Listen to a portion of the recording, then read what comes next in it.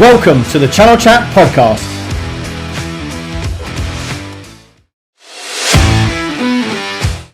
Hello, I'm Marc Sumner, host of the Channel Chat podcast show, and today I have Alanzo Blackstock, the Director of Alliances and Channels at ServiceNow in the virtual house. How are we doing, Alanzo? I'm doing really, really well. Good to see you. Good, thanks. How are you? Yeah, good, all good. Yeah, I've got my jazzy shirt on, as you kindly pointed out earlier. So not quite as jazzy as yours. Yeah, no, all is good, all is good. So, Alanzo, thanks so much for coming on. I wanted to kick off really with how it's been for the last 12 months, because when I looked at your background, I noticed that you joined. I don't know if it's on purpose or how you work this out, but you joined a new organisation, ServiceNow, right bang in the beginning of COVID. So I don't know if you actually got a chance to see any of your work colleagues in face-to-face or not. So tell me about that journey, how you actually got the job and you started in COVID. Absolutely. Well, it wasn't planned, first of all. So I had, as many of us we have to give notice from a previous job into a new one. And it just so happened I kind of like made a decision to move to ServiceNow. And by the time I'd made that decision, we had fallen into COVID, right? So we had this situation where COVID had just kicked in and most organizations decided to actually close their offices and have people work from home.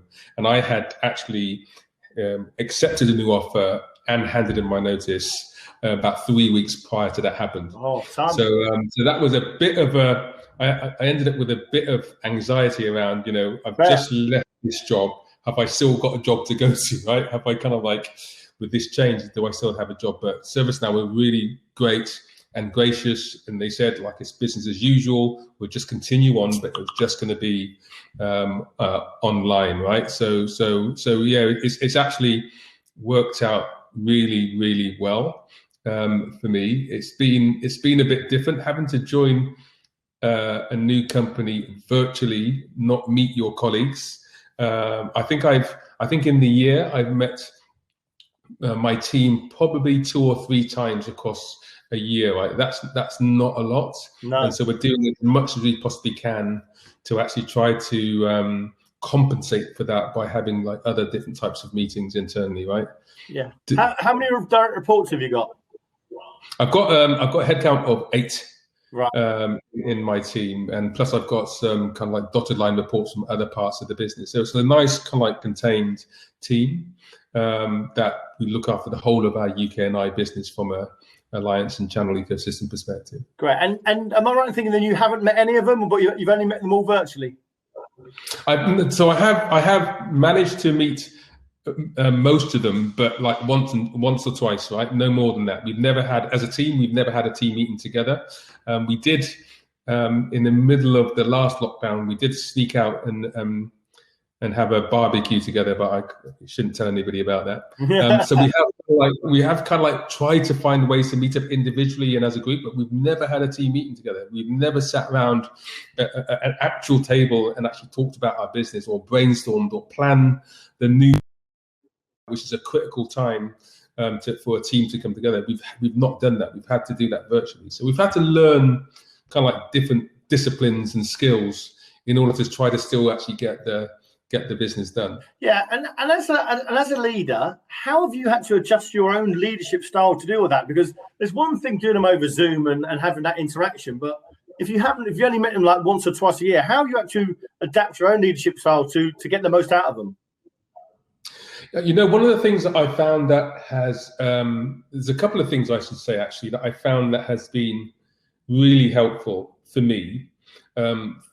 Firstly, I found that you have to give space and time to non-work-based conversations, like natural conversations. You have to kind of like take interest in the team, in the individuals, in terms of what they do, how they're coping, what their interests are, etc. So I always try to allow space and time in any conversation, whether it's one-to-one or whether it's a team meeting, to actually just have a chat. That's something that we will do. We would normally do if we were sat around the table for a couple of minutes before we started a meeting. Whereas I think with Zoom and with these online conferences, we feel like we need to go straight into the topic of whatever the agenda is straight away. So I try to find time with my team and actually with my partners, just to get to know people. I had a call with one of my execs from one of my partners just today. It was a half-hour meeting, and we ended up spending 25 minutes talking about COVID and the fact that he had a vaccine, and the fact that I'm getting my vaccine because I'm apparently old, so I'm due to get my vaccine soon. And we just spent 25 minutes talking about that and how it's affected him and his family, how it's affected me and my family. And then we had 5 minutes left to try to cram in the business. And that was way more productive in terms of managing a partner than sitting through an agenda where you've got some key KPIs that you wanted to talk through, right? Yeah. So I think doing more of that helps. The second thing I would say is just try as my best just to be a lot more authentic and a lot more real and a lot more me. I try to not try to separate my work style from my personal style. I try to bring those two things together because I think people appreciate that more, particularly in these types of environments. Yeah, absolutely. So as a business, you promote and sell the adoption of digital workflows. Now, how easy is it for you to be adapting, your team to adapt from the work from home scenario for the last 12 months? Has it been seamless? It's been, I think in terms of workflows and business, I think for us, it's been pretty seamless. I mean, we talked about the fact that I joined, my first day at ServiceNow was from home, from my home office, right? And talk about workflows, right? So what we did at ServiceNow, we used our own technology, our own portfolio to create a workflow to actually make that employee onboarding experience completely seamless, right? So when I signed on the contract, I got an app on my phone, and that app just kind of like gave a workflow in terms of the things that were going to happen. So you had all of these people and all of these departments within ServiceNow, you know, HR department, the finance department, the security, the workplace, all of these departments feeding in to this process. And my visibility of that was an app. Start here, do that, and go that. It made the whole process really, really very seamless. So we are really using our workflows and our technologies to actually make the process, those business processes, those workflows seamless. Yeah. But I think that's one part of business, right? The other part of business is just the work-life balance, the building relationships that we touched on earlier, right? Those things kind of like, you can't get those things in an app, right? You have to work on those things much more positively and consciously than you would otherwise. And Alanzo, were you working from home before, in the previous sort of jobs, or you were totally of an office-based person? Because a lot of people are now thinking they can't get that differentiation from, am I working from home or am I living at work? So how have you found it personally yourself the last 12 months in that respect? Yeah, I think I was speaking to some colleagues about that the other day. I think there can be like a Groundhog Day element, like to our working lives at the moment, right? Yeah. We get up, we go downstairs, we have breakfast, and we go straight into the office. Our family don't see us for 6, 7, 8, 9, 10 hours, and then we emerge from there, right? Yeah. I think there is that has been difficult to kind of like break out of that. I think that has a lot of challenges from a mental health perspective in terms of doing that in the context of just even physical health, right? In terms of sat down in front of a screen for too long. I found that I've never used my glasses as much as I have done in the past year. So I think it has a big effect. I think like most people, I've really kind of like tried to pivot to making sure I protect my time and space, my lunch hours, my breaks, to actually make sure that I can go out for a walk. I can actually be physically, I can work, I can physically kind of like engage my muscles and stuff. I also do yoga now. I also make sure that before I even start the morning, I do yoga. That gives me time to kind of like take stock and breathe. I think those things have all helped just to kind of like make the days more productive. I think the other thing that I found, and I think a lot of people have found, is that we've become almost overproductive. So I find that the hours that I would have spent commuting or on the train or on the plane have been swapped with more time doing stuff. So I'm way more productive in the week, in the day, in the week than I ever have been. 25 to 30% of my time in the past was just travel in work hours. That's now all work. So I'm way more productive. But that creates some challenges in itself in terms of actually the space and time that you have for yourself, your thinking time, just to actually think about how things get done.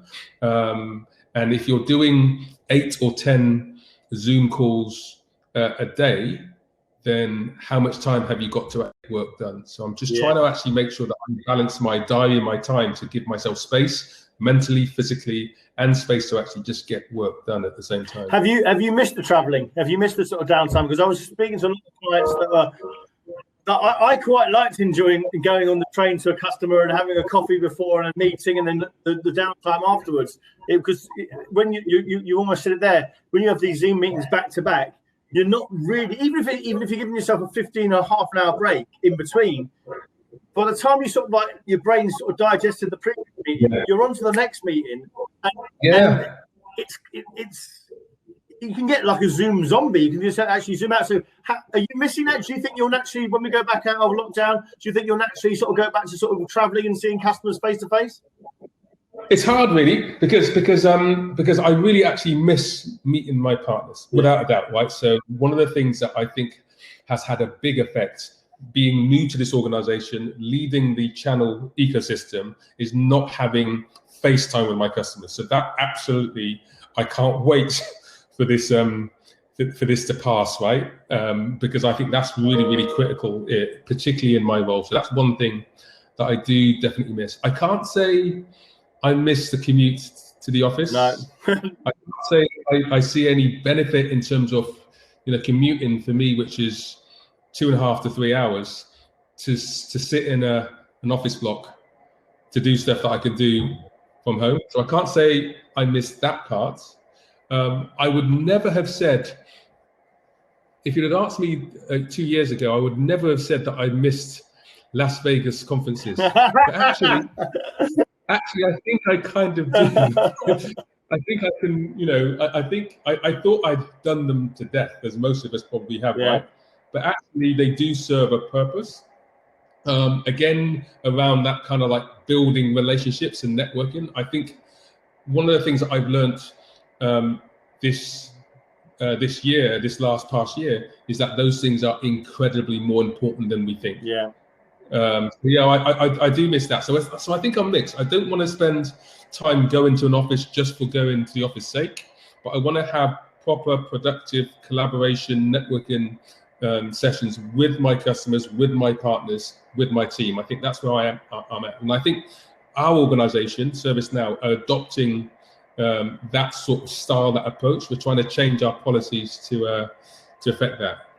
I was going to say, Alanzo, so is there anything that's really worked with you and your team that you started doing during COVID that you've continued doing now? You mentioned yoga, or everyone was doing Joe Wicks and virtual quizzes and pubs and all those sort of things. But is there anything you've started doing during COVID for your team that's continued, and you'll think you'll continue it post-COVID?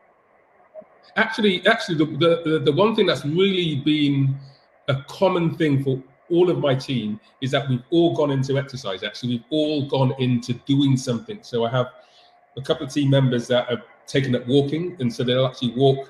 They were doing the John O'Groats, Penzance to John O'Groats, Land's End, sorry, to John O'Groats walk, right? So a couple of my team, they've been doing that. I've taken up Zwifting on what? So Zwifting. So this is where you have. So it's basically, it's a bike. So instead of actually going out on a bike, you actually do it on an indoor trainer. But indoor trainers, like everything else now, are smart, and they're connected up to this virtual cycling club where you can actually do group rides, you can do group training, and you can do races. And there's lots of people, by the way, in the partner community that have hooked up on this virtual racing app to actually race each other, to do club prize and things. So I've been doing that probably 3 or 4 times a week for the last few months, certainly over the winter. A number of my team have taken up running. So actually the one thing that's bringing us together is that we're all becoming more active, and we're kind of like using Strava and a few other apps to actually see what each other's doing. And that's been really, really great. People are looking after themselves, trying to actually use the time to get, healthier, fitter, whatever it is. So on that point, let's talk about mental health, because mental health and well-being has been really tested over the last 12 months. In fact, I've seen record numbers of actually people being signed off sick and struggling with it. What are you doing around mental health for your team, or ServiceNow's doing it? I think one of the things that we've done is just to encourage people to talk and be open about how they're coping. So I think the first thing we lent into as an organization is just to make sure that we create spaces for our teams to talk about how they're feeling, how they're coping, in terms of how they're managing to juggle some of their personal challenges that invariably people have with their work-life balance. And I think in that conversation, it's been really important, because I think people have different experiences. Yeah. So my experience in terms of having to adjust has been very, very different to some of my team, where some of my team members, they live at home on their own, right? And therefore, from a mental health perspective, the only interaction that they have on a daily basis is with work. They don't have a family or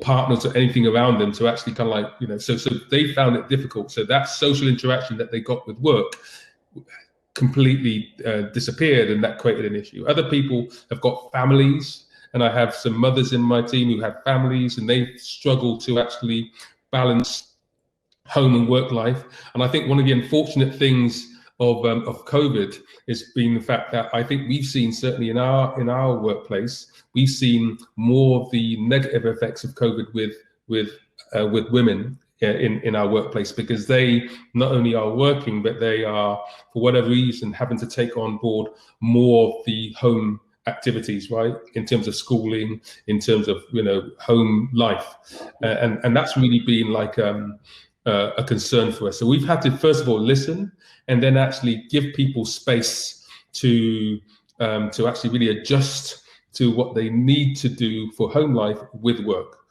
We put in place, for example, times in the diary, on a weekly basis, to say to people, this is your free time. So we've tried to actually standardize on free time, certainly in the UK, to allow people to actually do something during that free time without feeling like they're missing out because other colleagues are having meetings at that time. So if everybody's on that same kind of like break, then it gives people more ability to do things with that free time.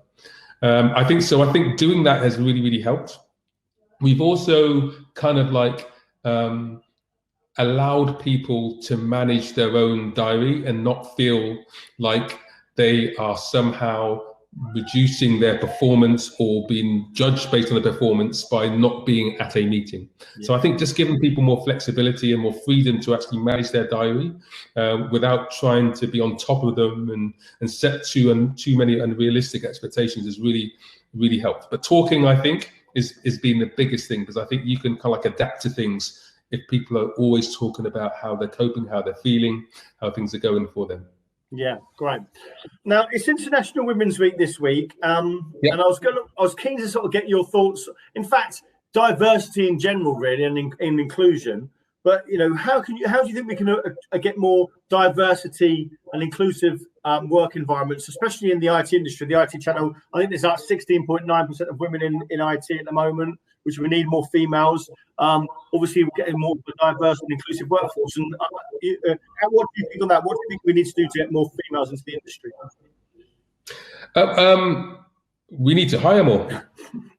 I know that is so obvious, isn't it? Yeah. But we need to hire more, and we don't. I'm just in the process of hiring some candidates, for some roles that I've got in my team, and still what we have is more of a dominance of male candidates than we do have female candidates, right? And I think there's pressure on the business, particularly when it comes to hiring fast. So no one wants to wait around to actually have the right balance of candidates so we can hire the right person. People want to make decisions really quickly. If you see someone, there's a bit of FOMO, right? Fear of missing out. So you want to hire that person if he's a great guy, and if he's a guy, then so be it. And all those things just play into this issue that we have, which is we don't have enough balance in our organizations when it comes to BAME. We don't have enough balance in our organization when it comes to leadership and diversity, right? And it's because we're just not giving ourselves the time and space to hire the right candidates. I still feel sometimes that we think that if we were hiring someone who is female from a gender perspective, or black or BAME from a race perspective, I still feel like people believe that we are compromising our hiring. So I think there's something ingrained, not maybe ingrained, but there's something there that I think we just need to get over, and just realize that actually there's great people and there's great skills out there. And those skills aren't based on whether you're a man or whether you're a woman or whether you're black or whether you're brown. There's just good people out there. So I think we just need to hire more. Yeah. Have you got any initiatives at ServiceNow that you're doing or help driving that, or any plans to help increase that balance? Yeah. So I think one of the things that we've found actually is, and one of the concerns is that the pool of candidates from a diversity perspective is really small. So the pool, particularly from an experience perspective, is imbalanced, and that obviously affects the candidates that come in, right? So we recognize that. So one of the things that we are doing is try to find candidates, particularly early in career candidates elsewhere.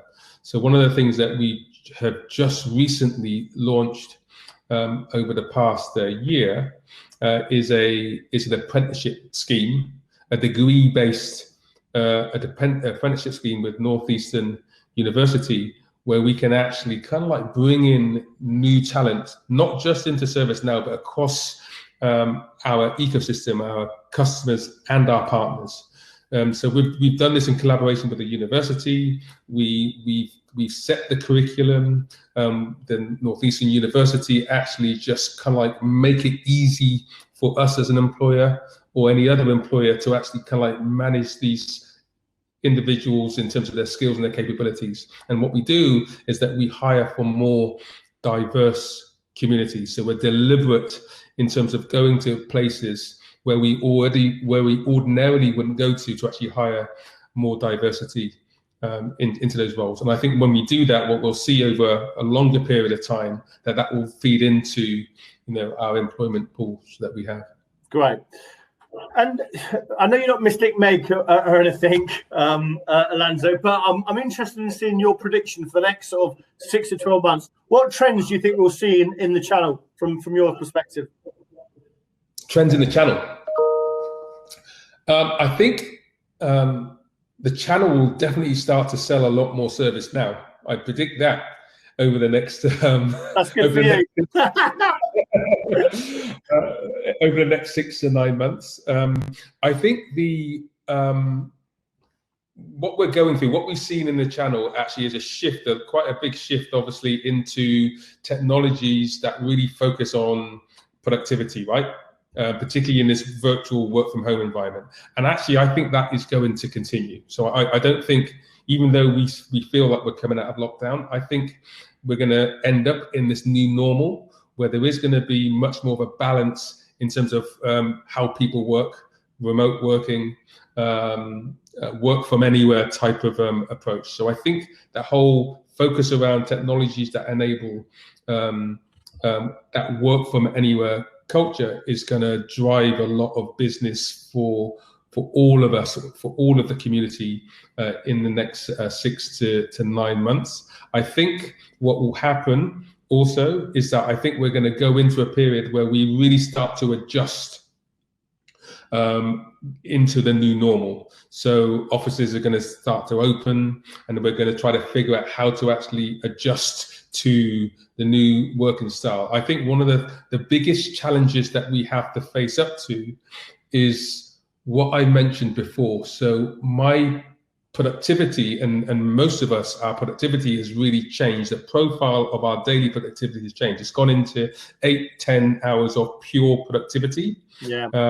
What's going to happen when all of those things like traveling and commute go back into our diaries? Are our organizations going to expect the same amount of productivity that we've had for the last year, but now in this new mode where we're having to travel and go to see customers and partners, etc.? And how are we going to flex that with all of our workforces? Is going to be a really interesting scenario. But I think the whole work from anywhere and the technologies that enable that is going to continue at least for the next year. Yeah, how do you? That's a really interesting point you're saying there. That, the productivity when things open up, are they going to expect the same sort of level of meetings and productivity you've had? What is your opinion on that? Do you think companies will start actually thinking, do you know what, we'll actually make it a home base, and we'll make it, we'll start getting rid of offices now. We'll actually start making them more social hubs. I think we're certainly talking about our offices being more hubs for collaboration, without a doubt. So I think we see that going to the office needs to be meaningful, right? So it needs to be around collaboration. It needs to be around actually, when you're developing a technology or an app, or you've got a brainstorm, and you can actually bring the right people in the room and really collaborate. So I think we definitely see that that's going to be a change in terms of how we use our office spaces. And I think a lot of organizations are saying the same thing.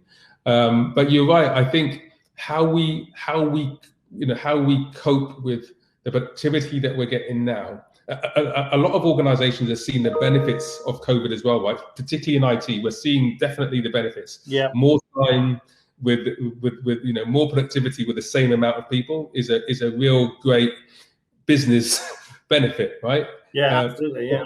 From an employee perspective, there are some benefits too, in terms of, I get to spend more time with my family. I was saying to a friend of mine that I've never spent as much time at home and indeed been able to actually sit around the dinner table at 6 or 7 o'clock with my family ever in my career. I've never had such a consistent ability just to actually commune with my family. So again, there's benefits to the individual. There's benefits to the environment, quite clearly, in terms of not doing so much travel. So I think it almost feels like actually we want to keep hold of a lot of the things that we have benefited from during this time. But yes, we still need to collaborate, and collaboration is best done physically. We talked about that. I think we still want to actually make sure that we can travel to these events. I think there's going to be less of them, but I think they're still valuable. So I think those are sorts of things that where I can see we're going to change. Yeah. And my last question for you, Alanzo, and it's a personal one. What are you most looking forward to when we get back to hopefully some normality in the coming months? What have you missed the most? I think I've missed visiting different countries. I think I've missed not being on a plane. And again, I'm not, none of us are fans of traveling, right? I mean, having to hang around an airport for 2 hours and before you get on a plane at 4 o'clock in the morning doesn't feel like something that anybody should miss. But actually, I miss just being in a different environment and experiencing different cultures and speaking with different people in different cultures. I really miss that a lot.